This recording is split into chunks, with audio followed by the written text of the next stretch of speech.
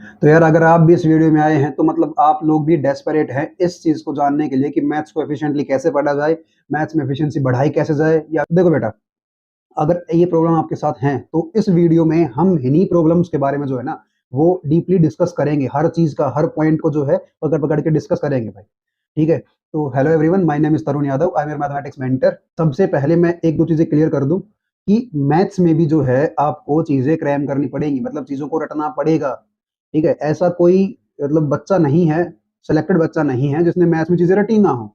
और ये फैक्ट है, अगर आईआईटी जेईई का एग्ज़ाम आपको देना है, तो मैथ्स में चीज़ें आपको क्रैम करनी पड़ेंगी और उससे फ़ायदा भी मिलता है, थोड़ा नहीं बहुत ज़्यादा फ़ायदा मिलता है उससे। मैं आपको एग्ज़ाम्पल के साथ बताता हूँ। अगर आपको 10th क्लास में हम लोग जो है क्वाड्रेटिक फ़ॉर्मूला जो है पढ़ते हैं, तो क्वाड्रेटिक फ़ॉर्मूला सबको याद होगा, -b plus minus root b square minus 4ac करके बाई 2a करके जो भी आता है, ठीक है? अगर मुझे क्वाड्रेटिक फ़ॉर्मूला याद नहीं है, तो मैं कैसे रिकॉर्ड निकालता हूँ रूट्स भाई? मिडल टर्म स्प्लिट करके, ठीक है। लेकिन मिडल टर्म में कुछ ही इक्वेशंस की स्प्लिट कर पाता हूँ, हर इक्वेशन की नहीं कर पाता हूँ। जिसके इर्रेशनल रूट्स हैं, वहाँ हम सोच ही नहीं पाते मोस्ट ऑफ द टाइम्स कि कैसे इसकी मिडल टर्म स्प्लिट होगी, ठीक है। तो वहाँ यू काम कौन करता है अपने पास? वहाँ काम करता है क्वाड्रेटिक फ़ॉर्मूला, ठीक है। अगर मुझे क्वाड्रेटिक फ़ॉर्मूला याद नहीं है तो क्या करूँगा? तो भाई मैं परफेक्ट स्क्वायर बनाऊँगा इक्वेशन का, उसके बाद उसको सोल्व करूँगा, वहाँ से मेरे पास आंसर आएगा। बट बेटा वही काम करने में अपने को ना 1.5 से 2 मिनट लग जाएँगे। अब हमारे पास जेईई में एक क्वेश्चन के लिए टाइम कितना होता है? 2.5 से 3 मिनट होता है भाई। अगर तुम 1.5 से 2 मिनट अगर रूट्स निकालने में लगा दे रहे हो, बाकी क्वेश्चन का घंटा करोगे फिर, है ना? तो लोगों की बातों में मत आओ कि मैथ्स है, जो टीचर बोले भाई कि मैं ऐसे पढ़ा दूँगा, कि मैथ्स को रटना नहीं पड़ेगा, ये नहीं सब बकवास है। मैं बिल्कुल सामने बोल सकता हूँ, सब बकवास है। मैथ्स में चीज़ें रटनी पड़ेंगी, फ़ॉर्मूलाज़ याद रखने पड़ेंगे। ट्रिग्नोमेट्री में बहुत सारे फ़ॉर्मूला याद रखने पड़ेंगे, है ना? 60-70 फ़ॉर्मूला याद रखने पड़ेंगे ट्रिग्नोमेट्री में, है ना? और मेरे को इतना टाइम हो गया पढ़ाते हुए भी, मैंने तैयारी की थी। मैं भी आईआईटी से पास आउट हूँ। मैंने आज तक ऐसा कोई टीचर देखा ही नहीं है जो ये बोल दे ना कि मैथ्स जो है तुम सिर्फ़ समझ के कर सकते हो। मैथ्स में रटना पड़ेगा और ये फैक्ट है। जितना जल्दी इसको एक्सेप्ट करोगे, उतना जल्दी हमारी परफ़ॉर्मेंस इम्प्रूव होना शुरू होगी, क्योंकि हम लोग चीज़ों को याद रखना शुरू करेंगे, ऑब्वियस सी बात है। तो बेटा टाइम बचाने के लिए फ़ॉर्मूलाज़ को याद रखो, उससे बहुत हेल्प मिलेगी अपने को और चीज़ें जल्दी सोल्व होना शुरू होंगी। हालाँकि उनके जो डेरिवेशंस हैं, वो भी कुछ फ़ॉर्मूलाज़ के अपने को याद रखने पड़ेंगे, है ना? वो ज़रूरी है, एडवांस के लिए बहुत ज़रूरी है। डेरिवेशंस जो हैं फ़ॉर्मूलाज़ के, बहुत सारे फ़ॉर्मूलाज़ के हैं, किसी के ज़रूरी नहीं भी हैं, है ना? वो आपका रिस्पेक्टिव टीचर जो होगा आपको अगर ढंग से पढ़ा रहा है तो मेंशन करेगा कि ये डेरिवेशन ज़रूरी है, ये डेरिवेशन ज़रूरी नहीं है, ठीक है? अब अगली बात, बेटा मैथ्स को जो है ना आप स्टेप बाय स्टेप करेंगे तो ही उसको इम्प्रूव कर पाएंगे, ध्यान रखना। मैं अपन जो इस पूरी वीडियो में बात करेंगे, आप अगर चाहो तो नोट्स बना लो और उसको फॉलो करोगे तो गारंटी है मेरी कि वीडियो के बाद जो है आप अपनी एफिशिएंसी को जबरदस्त तरीके से इंक्रीज कर सकते हैं, है ना? बशर्ते कि आप जो इंस्ट्रक्शंस इस वीडियो में मिले आपको, आप उसको फॉलो करो। तो चलिए, सबसे पहली चीज़ भाई कि आपकी जो इम्प्रूवमेंट है ना वो धीरे-धीरे, धीरे-धीरे ही होगी। अगर आप ये चाह रहे हैं कि आपने आज वीडियो देखी, आज अमल करना शुरू किया, आपको 10 दिन में आपका मैथ्स तोप हो गया, नहीं होगा, है ना? धीरे-धीरे स्टेप बाय स्टेप करेंगे तो इम्प्रूवमेंट दिखेगा आपको 1 महीने में, 2 डेढ़ महीने वाले मॉक टेस्ट में, 2 महीने वाले मॉक टेस्ट में, इन सब में इम्प्रूवमेंट दिखेगा आपको। ठीक है? आपको खुद से ही लगेगा हाँ, इम्प्रूवमेंट हुआ है मेरे पास। ऐसी कोई जड़ी-बूटी तो है नहीं अपने पास कि अपन खा लें और अचानक से मैथ्स जो है सारा अपन घोट के पी जाए जड़ी-बूटी के साथ और ऐसा दिमाग उजागर हो जाए अपने पास कि भाई साहब चलो सब कुछ आ गया। ऐसा कुछ होता नहीं है और ना अपने पास है। ठीक है? अगर आपसे 80% मेंस के पीवाईक्यूज़ और 60% एडवांस के पीवाईक्यूज़ अगर बन जाए ना टॉपिक करने के बाद, इसका मतलब आपने बहुत बेहतरीन तरीके से जो है टॉपिक को कवर किया है। इतना ए 80% मेंस के पीवाईक्यू बनने चाहिए आपसे, 60% जो है एडवांस के पीवाईक्यू बनने चाहिए। ठीक है? आई बात समझ में? बेटा अब बात करते हैं कि टॉपिक को शुरू कैसे करना है और प्रोसेस कैसे करना है, पढ़ना कैसे है और खत्म कैसे करना है, उसके बाद क्या-क्या स्टेप्स और रखने खत्म करने के बाद भी। सिर्फ टॉपिक को पढ़ देना ही काम नहीं करेगा भाई हमारे पास। उससे 20% काम ही होगा, सिर्फ टॉपिक को पढ़ दिया मैंने, देख लिया, नहीं। ठीक है? तो चलिए शुरू करते हैं। अब देखो कि सबसे पहली चीज़ मैं अपना बताऊँ तो मैं क्या करता था और वो मुझे लगता है कि बेस्ट तरीका भी है पढ़ने का। मैं शेयर करूँगा उसको आपके साथ जैसे-जैसे मैं आपको तरीके बताऊँगा वो मैं अपने तरीके बताता जा रहा हूँ। जब मैं जिस टाइम पे पढ़ाई करता था, है ना? और अभी भी मैं अपने स्टूडेंट्स को वही बताता हूँ कि ऐसे ही करो, है ना? उससे ऑब्वियस सी बात है एफिशिएंसी इंक्रीज़ होती है भाई। ठीक है? देखो, सबसे पहले मान लो अपन ने कोई टॉपिक किया। अब देखो टॉपिक चूज़ करने पे भाई कोई सा टॉपिक आप कर रहे हो। मान लो किसी का कैलकुलस वीक है, किसी का ट्रिग्नोमेट्री वीक है, किसी का अलजेब्रा वीक है, किसी का वेक्टर 3D वीक है, किसी का कोई पार्ट वीक है मैथ्स में। तो पूरे मैथ्स को ना मैक्रोस्कोपिक लेवल पे मत देखो। जो आपकी चीज़ वीक है ना उस पे काम करो कि मुझे ये मत बोलो मुझे मैथ्स स्ट्रॉन्ग करना है। ये बोलो मुझे अलजेब्रा स्ट्रॉन्ग करना है। उसके बाद चैप्टर बताओ। ये बोलो मुझे भाई अलजेब्रा में फंक्शन स्ट्रॉन्ग करना है। मुझे कैलकुलस स्ट्रॉन्ग करना है, मुझे ये चीज़ स्ट्रॉन्ग करना है, कैलकुलस में इंटीग्रेशन स्ट्रॉन्ग करना है, डिफरेंशियल इक्वेशन स्ट्रॉन्ग करना है। ट्रिग्नोमेट्री में मुझे आईटीएफ नहीं आता, मुझे वो स्ट्रॉन्ग करना है। तो अपनी जो वीक चीजें है ना उनको पहले प्रिसाइजली पहचानो कि वीक है क्या। मैथ्स वीक है ऐसी कोई चीज नहीं होती है भाई। मैथ्स में क्या वीक है भाई? मैथ्स में बहुत सारे चैप्टर्स हैं, बहुत सारी यूनिट्स हैं मैथ्स में।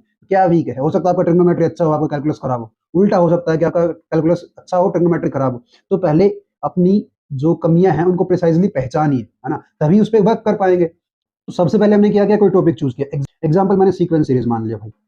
अब सबसे पहले क्या देखो कि अपने को ये पढ़ना शुरू करना है, नोट्स बनाने अच्छे से, नोट्स प्रिपरेशन, नोट्स बनाने हैं। और बट अब नोट्स जो है कैसे बनाने, आपका टीचर पढ़ा रहा है मान लो, और अगर आपका टीचर पढ़ा रहा है तो ध्यान रखना, हर चीज हर बात ध्यान से सुननी है।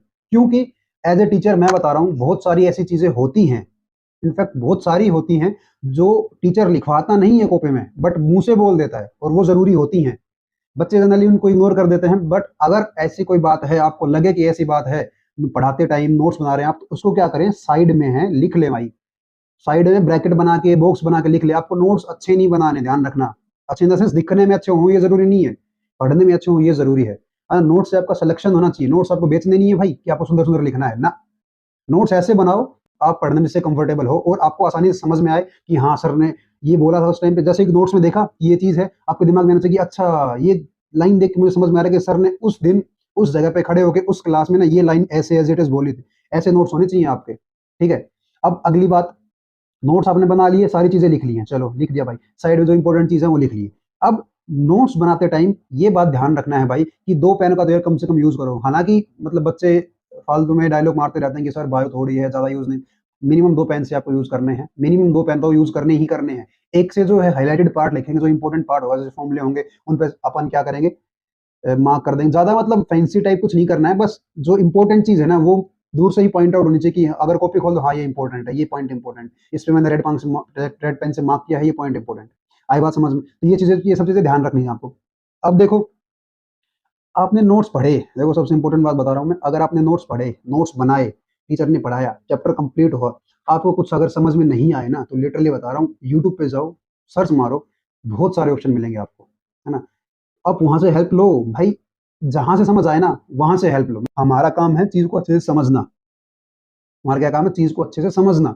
या तो ऐसा हो कि आपका टीचर जो है आपको दोबारा बताने के तैयार हो एक्स्ट्रा टाइम में, है ना, जो कि बड़ी कोचिंग्स में पॉसिबल नहीं होता है, छोटे कोचिंग में फिर भी पॉसिबल होता है। तो मान लो अभी टीचर ने पढ़ाया, आपको समझ नहीं आया, आप वापस गए। अब बड़ी कोचिंग में टीचर थोड़ा सा बता देगा ऊपर से, बट पूरा नहीं बता पाएगा ना भाई, क्योंकि इतना समय नहीं रहता है उनके पास। उसके बाद क्या करो, ऐसा है तो यूट्यूब खोलो, सर्च मारो और देखो भाई क्या क्या टॉपिक्स है, मुझे क्या क्या इसमें पता लगा है, जो चीज़ समझ नहीं आई उसको यूट्यूब से देखो और समझो। सिर्फ ध्यान रखना वो पर्टिकुलर टॉपिक ही देखना है, ऐसा नहीं करना कि मैं पढ़ ही यूट्यूब से रहा हूँ सब कुछ, ठीक है। उसके बारे में अपन फिर कभी वीडियो बनाएंगे कि यूट्यूब से पढ़ना सही क्यों नहीं है, ठीक है। उसके बारे में बाद में देखेंगे। अभी सिर्फ उस टॉपिक को जो है रिवाइज करो यूट्यूब से, जो अपना वीक था क्लास में, जो अपने को समझ नहीं आया। अब मान लो यूट्यूब से देखा अपन ने, पूरा कवर हो गया अपने पास, नोट्स आ गए, अपना सारा जो है रिटर्न काम पूरा हो गया, अपन ने थोरोली पढ़ लिया उसको। नोट्स बनाते टाइम क्वेश्चंस करना मोस्ट इंपोर्टेंट है। टीचर जो क्वेश्चन करवा रहे हैं सारे क्वेश्चन लिखो, सारे कॉपी में क्वेश्चंस लिखो, सबके सब लिखो, कोई नहीं छोड़ना है। तुमसे नहीं हो रहा है तो भी लिखो उसको, और क्वेश्चन सॉल्यूशन दोनों लिखना है। और जब भी नोट्स रिवाइज करेंगे, मेरी बात ध्यान रखना, जब भी नोट्स रिवाइज करेंगे, नोट्स रिवाइज करने का मतलब मैथ्स में होता है क्वेश्चंस को रिवाइज करना। क्योंकि थ्योरी तो अपने को वैसे भी समझ में आ जाएगी, अपन रट भी लेंगे थ्योरी को, बट उस थ्योरी को इंप्लीमेंट कैसे करना है क्वेश्चन में, उसका किस क्वेश्चन में किस टाइप की अप्रोच लगेगी, वो सबसे इंपॉर्टेंट है भाई। तो नोट्स रिवाइज करने से अपना जो है थ्योरी पार्ट और क्वेश्चंस वाला जो अप्रोच होती है क्वेश्चंस की, दोनों ही स्ट्रांग होंगे। तो सारे के सारे न्यूमेरिकल्स, सारे के सारे क्वेश्चंस आपके नोट्स में प्रेजेंट होने चाहिए। आपसे सोल्व क्लास में हो या ना हो, वो उनका सॉल्यूशन जरूर लिख लो कॉपी में और घर पे जाके फिर रिवाइज करो उसको ना।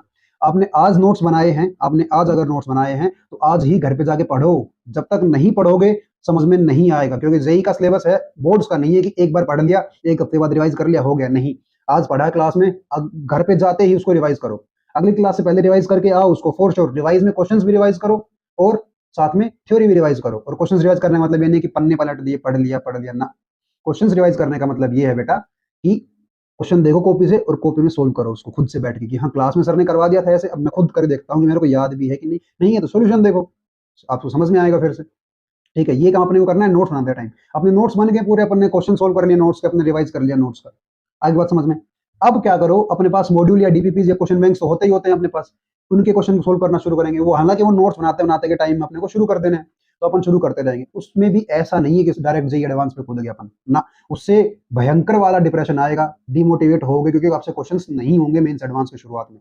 और जिस तरह के क्वेश्चंस लास्ट के 3-4 साल में आ रहे हैं ना मैथ्स में, मेंस में भी एडवांस में, नहीं होंगे आपसे। तो स्टेप वाइज आपको क्वेश्चन सोल्व करना है। स्टेप वाइज कैसे करेंगे सर? सबसे पहले अपन बेसिक फाउंडेशन बिल्डर जो है ना, उसको यूज करेंगे, उसको सोल्व करो। हर मॉड्यूल में लगभग होती ही है फाउंडेशन बिल्डर, होती है एक्सरसाइज 1 के नाम से, किसी न किसी नाम से होती है फाउंडेशन बिल्डर। उसको सोल्व करो। उसके 50 60 70 क्वेश्चन लगाए अपन ने, इतने आपको लगाने हैं, है ना, ये मिनिमम बता रहा हूं मैं, है ना। ये आपने लगाए एक चैप्टर में, उसके बाद धीरे धीरे अपना लेवल बढ़ाओ, है ना। मेंस लेवल के क्वेश्चन शुरू जीरो से लेके मेंस लेवल तक जाओ आप। उसके बाद मेंस के पीवाईक्यूज करो, ठीक है। ध्यान रखना आपसे 80% मेंस के पीवाईक्यूज हो जाने चाहिए ही चाहिए।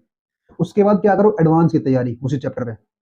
एडवांस लेवल के क्वेश्चंस लगाओ, आपके मॉड्यूल में होंगे। जो आपने एडवांस लेवल क्वेश्चंस लगाए, उसके बाद एडवांस के पीवाईक्यूज करो, ठीक है। ऐसे स्टेप बाय स्टेप जाना है अपने को, कूदना नहीं है सीधा भाई कि शुरुआत करी जीरो से, उसके एनसीईआरटी शुरुआत करके सीधा एडवांस में कूद के, नहीं होगा। डिप्रेशन आएगा, डिमोटिवेट हो जाओगे, काम करना छोड़ दोगे, ठीक है। तो हर चीज का एक तरीका होता है, सलीका होता है करने का। तो ये सब अपन ने कर लिया, अपन ने क्वेश्चंस कर लिए, बढ़िया बात है, ठीक है। अब बात करते हैं इसके आगे क्या करना है। तो बेटा इसके आगे जो है अपने को टेस्ट देने हैं। देखो अपन ने पूरा चैप्टर पढ़ लिया सलीके से, क्वेश्चंस कर लिए, उस पे रिवीजन कर लिया, उसका कॉपी में जो क्वेश्चंस थे वो सॉल्व कर लिए, ठीक है।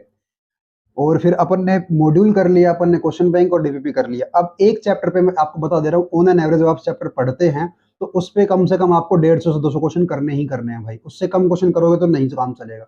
मैं लिटरली बता रहा हूँ, 150 से 200 सवाल आपको करने ही करने हैं एक चैप्टर पे। तो जब आप सब कुछ कर लोगे ना, सबसे पहले पढ़ना, क्वेश्चन करना, सब कुछ कर लिया, उसके बाद नंबर आता है मॉक टेस्ट का, जो कि सबसे इंपॉर्टेंट पार्ट है किसी भी प्रिपरेशन का, है ना, सबसे इंपॉर्टेंट पार्ट है। अब उस चैप्टर का जो है हम लोग टॉपिक टेस्ट देंगे। टॉपिक टेस्ट देना हो या फिर मॉक टेस्ट बोल लो, तो वो देना है अपने को, ठीक है। अब चलो हमने टेस्ट दे दिया पढ़ के, ठीक है, हमारे कुछ पर्टिकुलर नंबर आ गए, उसमें मार्क्स आ गए। अब क्या काम करना है, जो टेस्ट दिया है ना बेटा, उसको हमें एनालाइज करना है। एनालाइज करने का मतलब क्या है कि कितना मेरे से हो पाया, कितना मेरे से नहीं हो पाया। अब वहां जो क्वेश्चन तुमसे सोल्व नहीं हुए ना बेटा, वो इंपॉर्टेंट क्वेश्चन से ध्यान रखना। वही जो है मेजर रोल प्ले करते हैं तुम्हारी रैंक लाने में, तुम्हारा सिलेक्शन करवाने में। क्योंकि जब तुम बैठ के पेपर देने के बाद पेपर एनालाइज करोगे, जो कि मोस्टली बच्चे नहीं करते हैं और सबसे बड़ी गलती यही है। पेपर अगर दिया है तो उसको एनालाइज करो। 1 घंटे का पेपर दे रहे हो मतलब पेपर 1 घंटे का नहीं है। मैं अपने यूजुअली अपने स्टूडेंट्स को बोलता हूँ कि अगर पेपर तुमने 1 घंटे का दिया है तो पेपर 2 घंटे का है। 1 घंटा पेपर देने में, 1 घंटा उसको एनालाइज करने में। पेपर को एनालाइज किए बिना कभी नहीं छोड़ना है। मान लो तुमसे उसमें जो क्वेश्चंस नहीं हुए उनको सोल्व करो भाई, करने ही करने हैं वो, उनको बाद में बैठ के सोल्व करो। हर क्वेश्चन करना है, नहीं आ रहा टीचर से डाउट पूछो। जब पूरा पेपर सोल्व हो जाए तब मानो कि तुमने एग्जाम दिया है, क्योंकि एनालिसिस जो है मॉक टेस्ट का, फिर रिव्यू टेस्ट का, बहुत ही ज्यादा जरूरी है। ध्यान रखना है इस चीज का। अब सब कर लिया हमने, क्वेश्चन भी सोल्व कर लिए हैं हमने, थ्योरी भी पढ़ ली है, कॉपी क्वेश्चन भी कर लिए हैं, रिवीजन रिवीजन करके अपन ने मॉक टेस्ट भी दे दिया है और मॉक टेस्ट को एनालाइज भी कर लिया है। जब तुम ये पूरा काम कर लोगे ना भाई, तो तुम्हारे पास एक ऐसा मतलब बंडल तैयार होगा चीजों का कि एक तो तुम्हें आती हैं, दूसरी तुम्हें नहीं आती हैं, जो तुमने सीखी हैं। क्वेश्चन से बहुत ज्यादा चीजें सीखने को मिलती हैं मैथ्स में, ठीक है। हम अभी शॉर्ट नोट्स बनाएंगे इस चैप्टर के। शॉर्ट नोट्स का मतलब क्या है? एग्जाम्पल में क्वाड्रेटिक इक्वेशन की बात करता हूं तो सिर्फ एक पेज दो, एक पेज उस पर सब कुछ आना चाहिए क्वाड्रेटिक इक्वेशन का, ताकि कभी मेरे को टेस्ट देना हो आगे, फटाफट रिवीजन करना, उसमें एक पेज को फटाफट फटाफट रिवाइज करके ना काम खत्म कर दूं। हर बार कॉपी पढ़ नहीं सकता मैं, इतना टाइम नहीं होगा मेरे पास, ठीक है। शॉर्ट नोट्स भी बहुत इंपॉर्टेंट पार्ट प्ले करता है भाई प्रिपरेशन में। शॉर्ट नोट्स अगर आपके पास नहीं है ना, तो मतलब आपकी प्रिपरेशन अधूरी है, ऐसा बोल सकते हैं। शॉर्ट नोट्स बहुत जरूरी है। तो शॉर्ट नोट्स बनाओ। शॉर्ट नोट्स में लिखना क्या है, इंपॉर्टेंट पॉइंट्स लिखने हैं नोट्स से, इंपॉर्टेंट पॉइंट लिखने हैं। ऐसी कोई प्रॉपर्टी आ गई, ऐसी कोई चीज आ गई जो आपको क्लास में नहीं बताई गई हो, ये आपने मॉड्यूल सोल्व किया हो तब किसी क्वेश्चन में नहीं लगी हो वो, तो उसको भी नोट करना है शॉर्ट नोट्स में। उसके बाद ऐसी कोई प्रॉपर्टी या फिर सेम ऐसा कोई रूल जो आपने मॉक टेस्ट दिया उसमें किसी क्वेश्चन में लगा हो, जो आपको क्लिक नहीं किया हो फर्स्ट टाइम में, उसको लिखना है। तो ये सब चीजें करने के बाद जो शॉर्ट नोट्स बनेंगे ना, वो आपको बार बार रिवाइज करने हैं। हर हफ्ते में एक बार तो सारे शॉर्ट नोट्स रिवाइज करने ही करने हैं, ठीक है। इससे अपने को बूस्ट मिलेगा चीजें याद रखने में। तो ये सब सारा काम हम लोग कर लेंगे ना बेटा, उसके बाद हमारा वो चैप्टर जो है कंप्लीट माना जाएगा।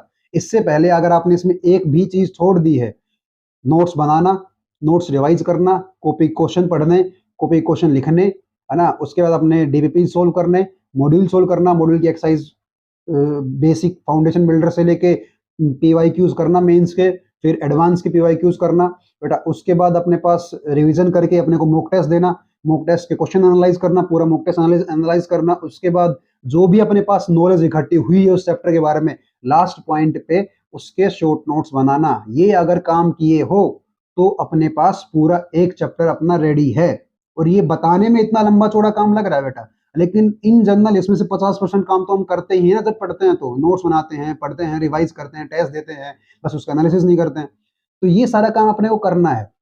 ये काम कर लिया, अपना चैप्टर तैयार हो गया, हम ये बोल सकते हैं। एक अपनी बेसिक हैबिट बना लो इस तरीके से जो किसी भी चैप्टर को कवर करने की। अगर ऐसी आपकी हैबिट है तो आपका चैप्टर कोई भी हो, मुश्किल से मुश्किल चैप्टर, जब आप उसको पार्ट्स में तोड़ के अगर कवर करते हैं ना बेटा, तो सबसे आसान बन जाता है वो चैप्टर। और उसमें जो भी चीजें आप पढ़ रहे हो ना, वो आपके दिमाग में ऐसे बैठ जाएंगी जैसे आपके ही दिमाग से निकली होंगी। ठीक है, ये फालतू के किसी के झांसे में आने की जरूरत नहीं है, फालतू के पंगों में फंसने की जरूरत नहीं है कि short trick to memorise this, ये फलाने किसी काम की नहीं है बेटा। ये एडवांस में कुछ काम नहीं आता है, फिर बता रहा हूं मैं, है ना। मेंस में तो फिर भी 1-2% आ जाता है। आज अभी पिछले 3-4 साल के पेपर देखोगे, उसमें भी कुछ काम नहीं आएगा। ऐसा पेपर आ रहा है भयंकर टाइप्स, जिस बच्चे के 45-50 नंबर आ जा रहे हैं ना 100 में से मेंस में मैथ्स में, उस बच्चे के 98-99 परसेंटाइल आ रही है इस बार। तो पेपर सोचो कितना भयंकर सा आ रहा है। एवरेज अटेम्प्ट 10-11 क्वेश्चन हो रहा है मैथ्स में। तो उसी तरीके से अपने आप को प्रिपेयर करो ना भाई। और ध्यान रखना, पीवाईक्यूज सबसे इंपॉर्टेंट है बेटा। पीवाईक्यूज बहुत इंपॉर्टेंट है। पीवाईक्यूज कौन से? अभी भाई वो 2001 वाले नहीं करने अपने को पीवाईक्यूज ना। वो टाइम गया, वो पेपर भी गया, है ना, वो तरीका भी गया, वो अप्रोच भी गई क्वेश्चन की। अपने को करने कौन से पीवाईक्यू हैं? 2020 से लेके 2025 तक के पीवाईक्यूज करने हैं बस। वो मैं लिख के दे रहा हूँ, इससे ज्यादा आपको किसी की जरूरत है ही नहीं। इससे ज्यादा पीवाईक्यूज आप कर ही नहीं पाएंगे, क्योंकि 2020 से 2025 में अगर एक चैप्टर के सारे पीवाईक्यूज आप देख भी लो ना भाई, मेंस के 150-200 से ऊपर पीवाईक्यूज बनते हैं। तो पीवाईक्यूज पे ध्यान देना है और रेलेवेंट पीवाईक्यूज करने हैं। 2000 के साल वाले पीवाईक्यू करने का कोई फायदा है नहीं अपने पास। आई बात समझ में? तो यही अपने पास जो था एक बेसिक रोड मैप था किसी भी चैप्टर को कंप्लीट करने में मैथ्स में। ये एक चैप्टर में ये सब काम अपने को करना है। अगर आपने कर लिया, अपना चैप्टर स्ट्रॉन्ग है, ठीक है। और रेगुलर प्रैक्टिस तो भाई मैथ्स में करनी पड़ेगी बेटा आपको, उसके बिना तो काम चलेगा नहीं। तो आई होप सबको जो है वीडियो पसंद आई होगी, और ये जो भी मैंने अपनी नॉलेज शेयर की है, अपना एक्सपीरियंस शेयर किया है, सबको अच्छा लगा होगा। आप इसको फॉलो करके देखिए, 1 महीने के लिए फॉलो करके देखिए, आपको रिजल्ट पक्का दिखेंगे। चलिए, मेरी तरफ से ऑल द बेस्ट। अगली वीडियो आपको किस टॉपिक पे चाहिए आप कमेंट करके बता सकते हैं। मिलते हैं अगली वीडियो में।